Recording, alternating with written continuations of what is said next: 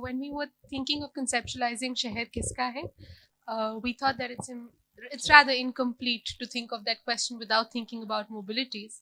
And therefore, the panel that we're moving into is called Transportation Conundrums. For this, we have Dr. Girish Agrawal, currently a teacher at Jindal School of Art and Architecture. He works on the interrelated questions of law and policy as they pertain to infrastructure development in India.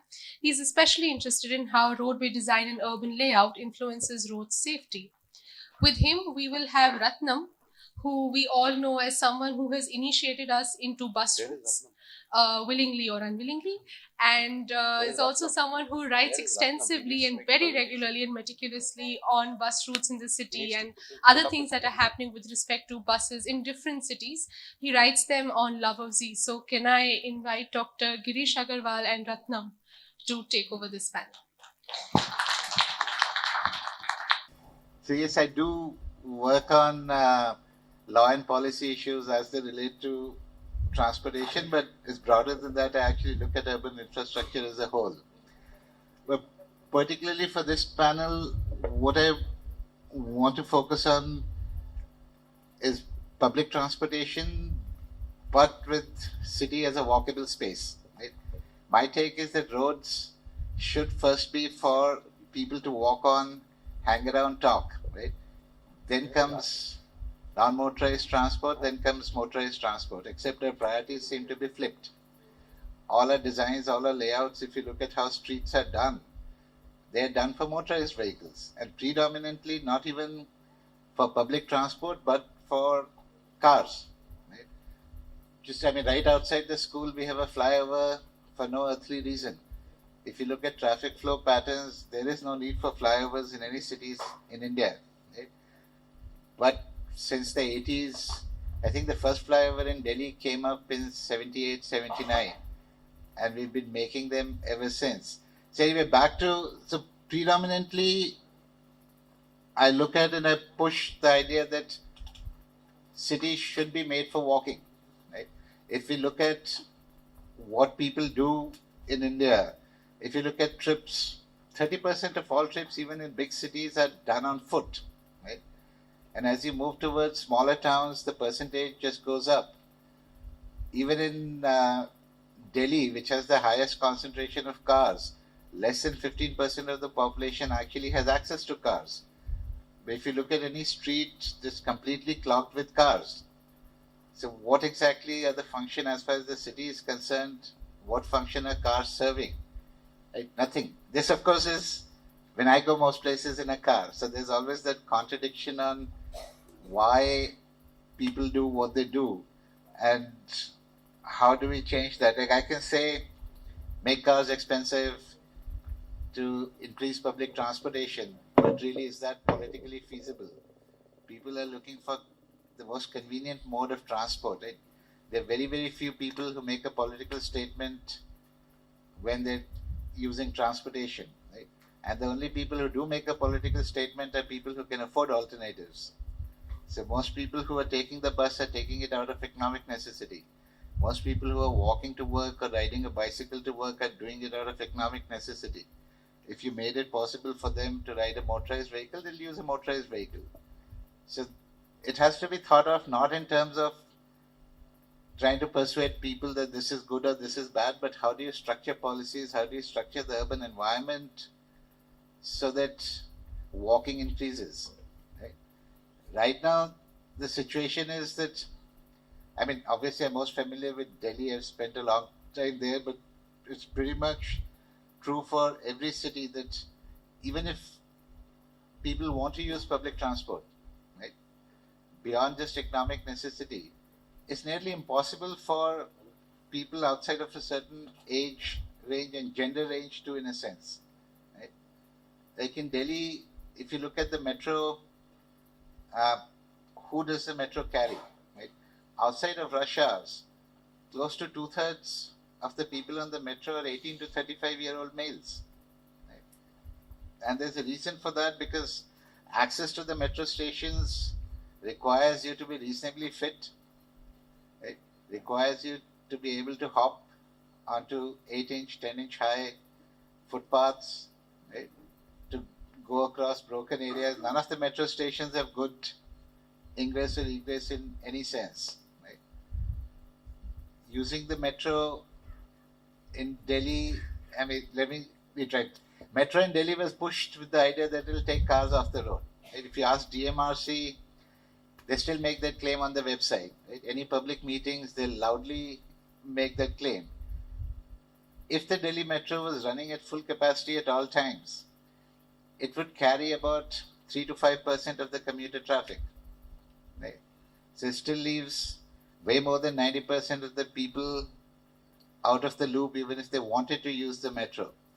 The metro is so expensive that for the average daily wage worker, if they were to use the metro to go back and forth, it'll eat up more than half their wages. Right? So the metro is economically out of reach for a lot of people. Buses are barely within their reach. The metro pushed that DTC had to cancel some routes which parallel the metro. The idea being that we'll move people from the metro to the buses, completely forgetting the fact that however dense your metro network, right, even if you reach the density of a network like Paris, people still have to walk close to a kilometer to get to the metro station. Right? Which in a city like Delhi, even in Hyderabad now, there is no place in the city that you can actually walk 1 kilometer without coming in conflict with motorized traffic of all kinds. Right? Yesterday I tried walking from the hotel to here. Right? I got about 400 meters before I had to turn back because I was just standing there watching a stream of cars and buses going across the road. Right?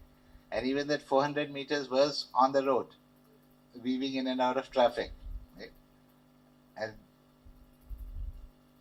somebody much more agile than I am also would not have made it very far. Right? There are no footpaths. Right? Footpaths seem to have, the only intact piece of footpath here is right outside the school to the left about 15 meters. Right? Then it drops off and dies out, and that's true of cities of any sizes now. Right? Last couple of years, I've been looking at small size cities like Bulandshahr, all of which have population varying between 2 to 3 lakh. Right? None of those cities have any footpaths left. Right?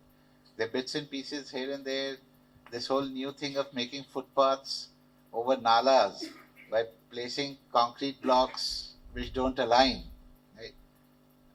You cannot walk. So people like my parents, for instance, right? They're in the early 80s, otherwise reasonably fit, but they cannot take a bus or metro, however hard they may want to do that. They can't get to the bus stands. Right? If they got to the bus stand, they can't get into the bus because buses never come to the bus stand. Right? The way things are laid out, they have to run in the middle of the road. If they come in and out of traffic, there's a massive jam. Metro is impossible to reach. Because to reach the metro, they have to go through a market which is crowded with vehicles. Around the metro, there is a footpath, but it's taken up by vehicles. And there, for some reason, the footpath is 12 inches high. I seriously don't expect 80-year-olds to jump up on 12-inch high footpaths and navigate a maze of holes and dips and then get to a metro station, then climb up 2 flights of stairs. Because the escalators and the lifts work maybe 1 day a week. Right? Then they break down again. So a lot of these systems, I mean, that's a whole different conversation on how the design of these systems is done.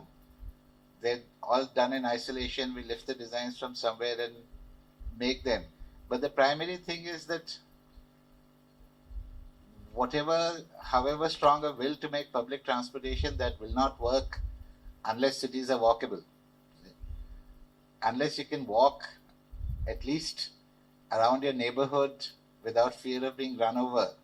Right? I can have 10,000 buses, that is not going to change the situation. I can put a registration fee on cars, that's not going to change the situation. Right? So that's another, I'll take another minute before you So one of my favorite topics is looking at what does a car cost the city. Right? Technically, I'm sure most of you know or maybe don't know. It's been 79 years since the Motor Vehicles Act original version was passed. Right? And for 79 years, it has been illegal to park on the street anywhere in India. Unless there's a municipal corporation board that says parking allowed, all of the street parking is illegal, no exceptions. Right? So anytime you're parking, whether in front of your house or in front of a store, that parking is illegal and liable to being towed. Right? In Delhi alone, if you count the space a car takes as encroachment, the encroachment by cars is about 2.5 times the so-called encroachment by all the informal colonies put together. So all the slums, all the unauthorized colonies put together use only about 40% of the space that the cars do, and this is static. If I actually look at how car space is modeled, usually you would take 2.5 times the footprint, right? Because the car gets moved during the day, parked somewhere else, takes up some road space when moving. So we've done an estimate. Many people have done an estimate. On average, a car in Delhi is using up about 50 to 60 lakh of land in terms of if you were to buy that land. Right? So if you look at that and see what a car should be charged, it works out to, depending on the car size, between 20 and 30,000 rupees a month, which should be the minimum registration fee if you want to park your car on the street. Actually, if you want to use your car, bring it out on public streets, pay that much. We keep making noises about Singapore. Emulate Singapore in that. You have to pay what? 10,000? No, it's actually more like $7,000-8,000 a year for the privilege of operating a car in Singapore. Right? This is on top of all of the registration fees. Implement that. What would happen? Right? What do you think would realistically happen? No, riots, right? How are you going to? Politically, it's an impossibility. Right? Cows and horses is what our footpaths are designed for. If you actually look at the history, right, that's another one of my favorite little anecdotes I tell students, that our footpaths are so high because it's a design from the 30s. Right? Unpaved roads which were filled with horse poop. That's my polite version. Right? So the lords and ladies stepping out of all their tongas don't want to step into the muck. So the footpaths are made high. They're high enough that carriages going by don't splash them. So you can step straight out onto the footpath. We have never moved away from that. Right? We still make footpaths this high. Now the rationale is that if we don't make a high footpath, people will park on it. Right? They still park on it. The biggest impact in Delhi of implementing disabled access has been it has made it easier for cars to get onto footpaths.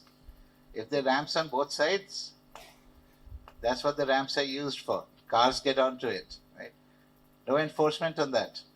Yesterday, when people were talking about slums being redeveloped, relocated, that's it. This always comes into my head that really, if you want to clear a plant space in Delhi, move the damn cars. Right? Just if you did bulk towing of cars in Delhi, that would at least start a conversation beyond talking about how do we decongest our streets and this and that. Congestion is good. It keeps us safe. Right? Just think of it. No congestion, higher speed cars, even the few people who do walk beyond economic necessity will stop walking. Right? I can still make an effort once in a while to go to the market on foot, even if I have to dodge through 50 different cars trying to run me down. Right? So, anyway, so back to Ratnam.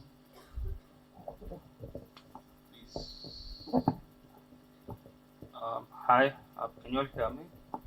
Yeah, so I'm a bit nervous, so please excuse. Hyderabad finally has a metro, and from day one they've been advertising that you can use metro stations as foot over bridges because people should not walk on the road; they should just use metro stations to cross the road now. Even the minister has tweeted this out a lot of times. Can you go to the next slide? So even the minister has tweeted this a lot of times. The problem with using metro stations as footbridges in Hyderabad is, even though they've thought about it, saying, okay, the entry exits are in unpaid area. You don't really have to pay if you have to get out on the other side. The problem is, like a lot of staircases in shopping malls or footbridges in India, you have escalator only on one side. On the other side, you have to use a staircase. If you want to use an escalator and lift on both sides, you have to go through the concourse area. You need to pay the 10 rupee minimum charge. You have to go to the other side and then get on. So if you're not able-bodied, if you're young, you can do it. If you're not, then just pay up the 10 rupees or just cross the road down and hope you are not killed that day. Let's go to the next slide. So actually I'm going to talk about how it is at Lakrikapul. Lakrikapul is a short walk if you want to walk from here. So I don't know this number. So then the next slide. Okay, so Lakrikapul, I don't know if there's anyone from Chennai. There's also a lot of cities have these one-way loops. These were over time created because of a lot of congestion and they needed to regulate traffic. So this creates a very interesting traffic pattern over here. Traffic coming from south and southeast, going towards the west. Those are the two lines that are there right now. And then the next slide is the traffic coming from the northwest, going south. So this is just one big one-way loop, and all of the buses also follow the same pattern. This place also happens to be very well served by public transport. In fact, when I was at HUL and before we were doing this GTFS project, I was just looking at how many bus routes do come here and how many buses do come here per hour. We are looking at more than 150 buses per hour coming here. There's also the MMTS station. So starting with south, there's a bus stop there. Just keep going. And then there's a bus stop on one of the roads on the loop, and one more bus stop. And the MMTS station, and the newest addition is the metro station. I've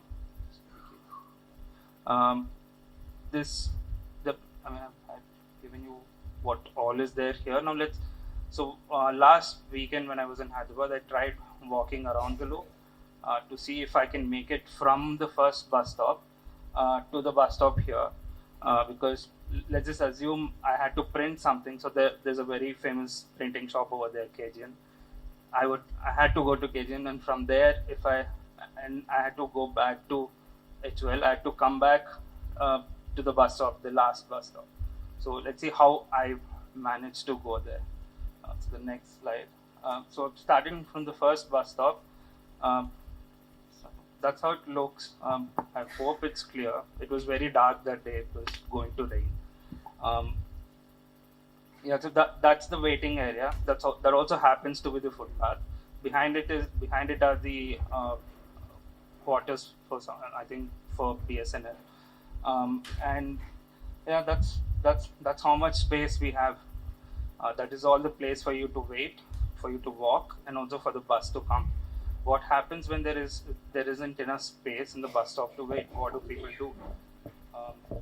Often there's this complaint that, like, look, buses stop in the middle of the road. But why do they have to do that? Probably it's not evident here because they've managed to squeeze the buses to one side with a enforced bus lane over there. Let's see what happens when there is no such provision. So this is the next bus stop. So all of the buses coming from Hyderabad side going south, Koti and Koti Control Room and Uppal, Dilshuk Nagar, all of them stop here. The next one. So this place also has this place has a hospital and the collectorate over there. And one of the exits of the MMTS station is also on this side. If you want to access the bus stop, you need to cross the road there, but there is no signal over there, so you can't. I mean, there's always moving traffic. So how do you cross the road? You just walk amongst the vehicles and hope you don't get hit. Okay, I'll be loud. The next slide. So this is the bus stop. There's no bus shelter here. It's been like this from when I remember from my childhood. I don't know if there was a bus shelter before.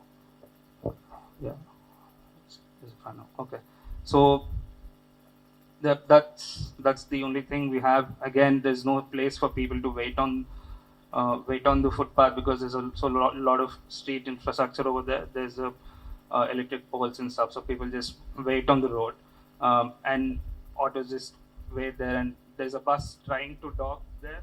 It's coming from behind. I think it's stopped.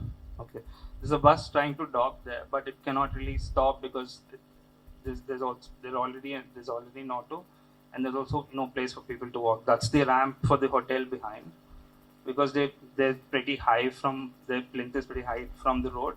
The ramp is just encroaching onto the road, so people have to get down the footpath and then walk. The next slide. And that's what happens when there's no place on the footpath. People just wait on the road, and because people wait on the road, buses have to stop in the middle of the road, which increases congestion. And even when the bus comes, how do people get on it? The first step is so high, you don't get on a bus, you mount on it. It's really difficult to get onto a bus. So let's go to the next one. So I tried walking from there till here. The next one. So yeah, I've had to manage to cross this as well. This is a free left. Again, the problem with free lefts is, yeah, it's good if you're driving. It's really horrible if you're trying to walk on the road. No one stops for you. But look here, I have to cross 4 lanes to get to the other side. No one's going to help me get there. The next slide. Yeah. This is from the top. This is from the metro skywalk. That's just how it is. People just keep moving. How do I get from here to here? I managed to get that day. Probably one of these days I'll get it. The next one. This is the other intersection. So I tried crossing that intersection. Before that, I thought you all should know how people cross. So this is a really good place. Go to the video.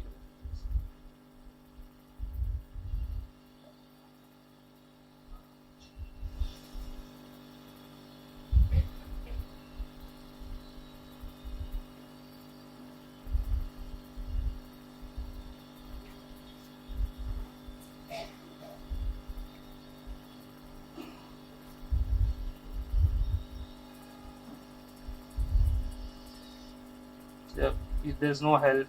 You just hope you don't get hit, and you just go there. You hope people slow down.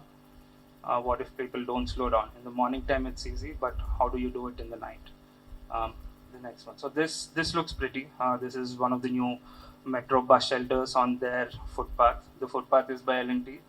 The bus shelter is by HMR. That's how things are here. 200 meters from the station, L&T does the footpaths. After that, it's HMR doing. And all of the other street infrastructure is supposed to be done by HMR.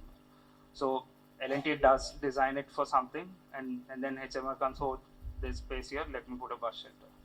So let's see what actually it was before Metro came. So before Metro came, there were more than 6 bus bays for buses. Because this, as I've already told you, there's more than 150 buses per hour serving this bus stop, and the boardings are so high. You need that much space. I think probably it was okay until 2008, 2009, but I started traveling on this road every day after 2010 when I was going to college. It was saturated by 2011 itself. There was no place for people to stand. Back then only it started, I mean, at that time my idea of getting things done was to just talk to a depot manager or talk to people who I back then knew at TSRTC to get things done, but things really didn't move. But yeah, since then, the city has been taking away space from buses from there. The next one. this is when the metro station construction had started. Because they needed, they barricaded a bit. They thought, okay, the traffic needed more space, so the let's move a few bus shelters. They removed the bus base. It had become two parallel lanes now, and also the new bridge was built. The new ROB. There used to be only one bridge before. This also made things difficult because buses had to take a sharp left. Buses coming towards Masaptang had to take a sharp left, so they had to realign a lot of things, but it become very difficult. And the next one. So here we see Metro was beginning to build its staircase. Once it started building its staircase, they're like, okay, you guys should move. You should probably move behind. Now you see a row of buses waiting there, south in the corner. That is what is left now. There's a small footpath there. There's two bus shelters which don't help because they're too far away, and that is all left for buses. And you'd imagine for a bus stop that is served by that many buses to have only that much, and it's just heartbreaking because if you see the next slide, this is what it is like in the evening peak. There's a lot of people. There's literally no space for them to wait. They're waiting on the road. The buses have no space to stop there because there is continuous traffic coming from behind. They are worried, like they need to get to places, but buses have to stop in the middle of the road because people are waiting there. The next one. This is how it looks from top. Sorry, the picture quality is quite bad. It's on my phone, but we're reduced to that. And then back to the metro bus shelters. Even though they're building 3 new shelters, will they be useful is my next question. So this is what they've put recently. So HMR is obsessed with railings. They have railings everywhere. Their idea is that pedestrians should not get hit by cars or whatever. But how is it going to help any bus that's going to stop there? There's no place for people to walk behind. People are going to wait there so much. You've seen already the pictures, how many people are waiting there. I see it already full. Again, people are going to walk on the road. So when you're spending so much money, spend it in a proper way, design it properly. Make sure that bus shelters are not an afterthought. So the next slide you'll see, this is...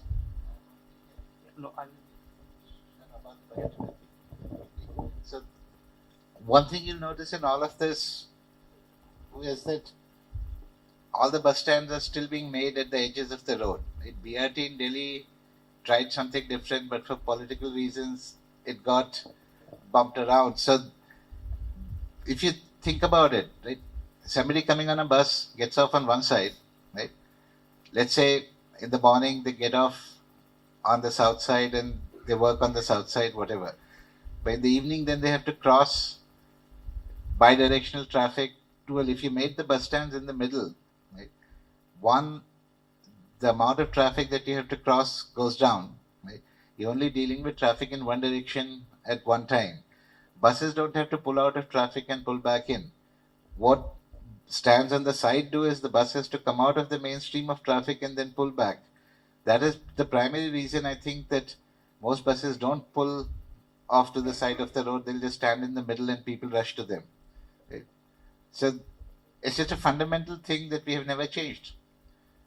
This was how jitneys and old buses were done 50 years ago, and we are still doing that because every time I've talked to any official, their response is always because हमारे manual में लिखा है. Right? Even though the manual may have changed, but they haven't actually read the new one. So what I was trying to say is, like, when you're spending the money, spend it well. This is one of the bus bays, I think. I don't really believe in bus bays, but this is one of the well done bus shelters. There's no shelter. Well done bus stops in Miapur. So get someone who can design well for you. Sure, L&T has put some thought into it, but then maybe in their scheme of things, bus shelters weren't there. In their scheme of things, maybe they thought they will find some other place for buses. They'll probably acquire some other land and put bus shelters there, but they couldn't do that. Now that the things are here, and you know so many people have to use the bus, and you're seeing this every day, New Hope, and the worst part is here, the at Lakdikapul station they built those are the widest stairs any Hyderabad metro station has. Even Amirpet interchange doesn't have such big staircase. They were expecting a lot of people to use interchange between buses and train here. If you're expecting people to do that, give buses also the same quality infrastructure, because you built a really good station for trains. Build something similar for us over there.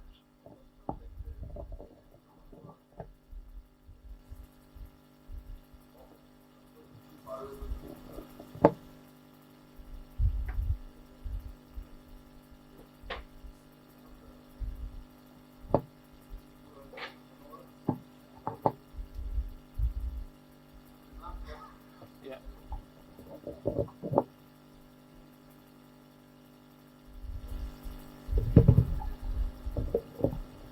So that's where we're getting at. The thing is, bus shelters or pedestrian infrastructure should not be an afterthought.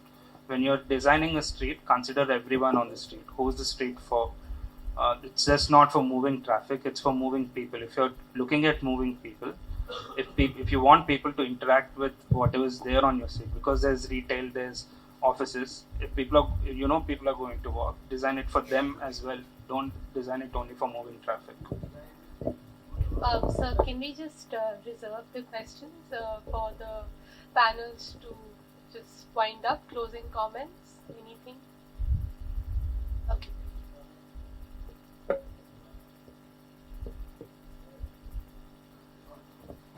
Now it's on. So your question is very pertinent in that who designs the streets? No one. There is no thought out design policy. There's just standard designs that we pick and implement them. So in a sense, there's no system level thinking.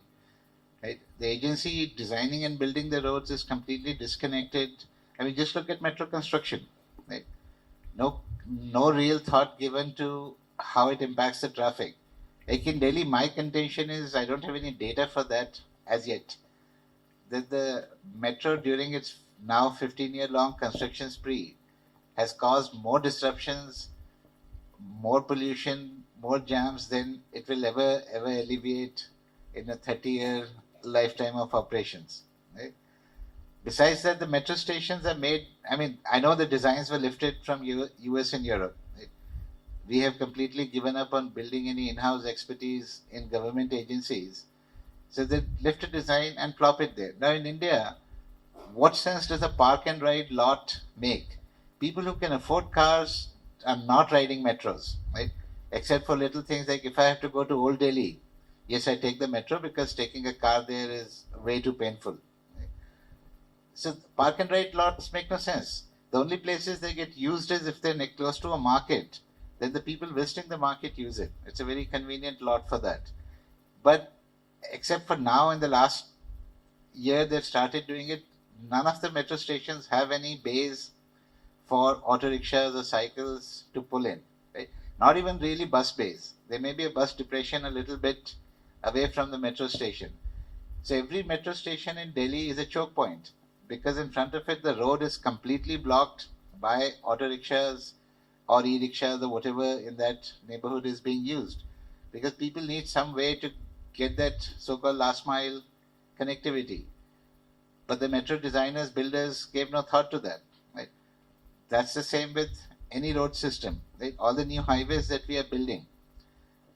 The funniest ones are the Eastern Peripheral Expressway now, which is 270 kilometers of expensive $4 billion highway loop around Delhi, which is a disaster. I've been using that since it opened as an example for my students on how not to do X, how not to do Y.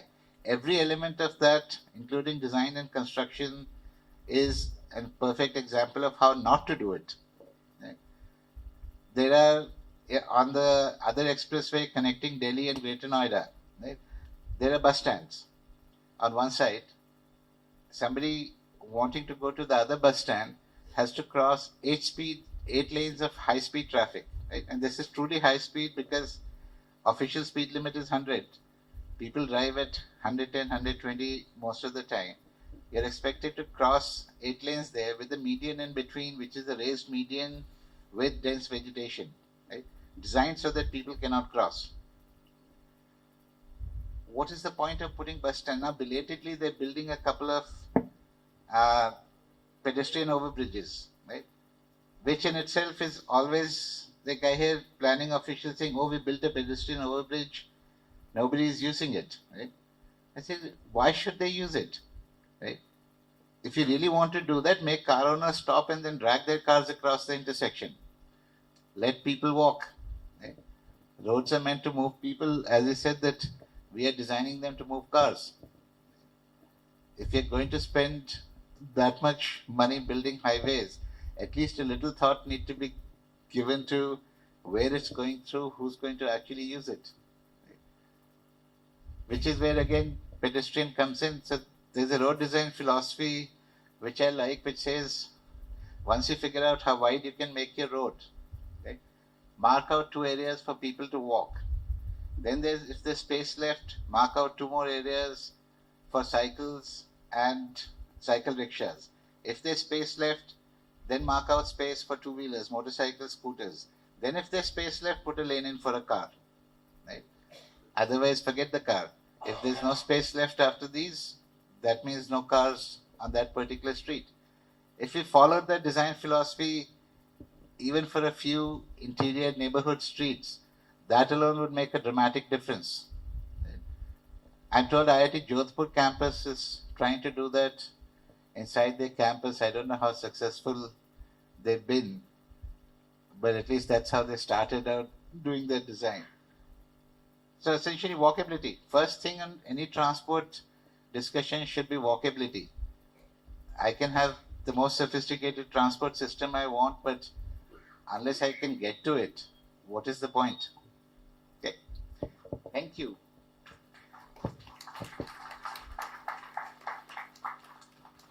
Thank you, Girish sir and Ratnam. We have time for one quick question. So anyone who wants to ask a question?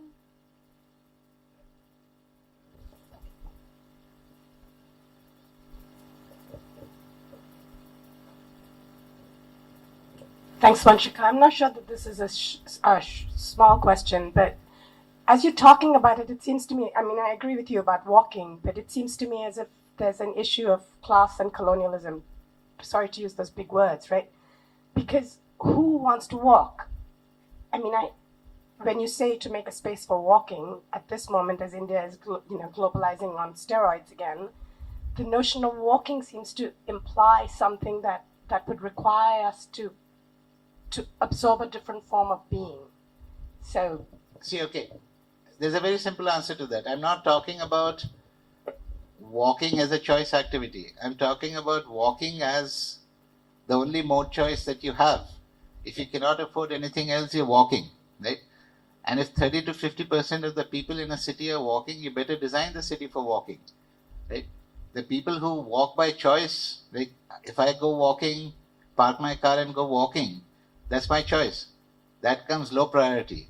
Unfortunately, when we do talk of walking in bicycle lanes, we are looking at people who have a mode choice, who have multiple transportation options.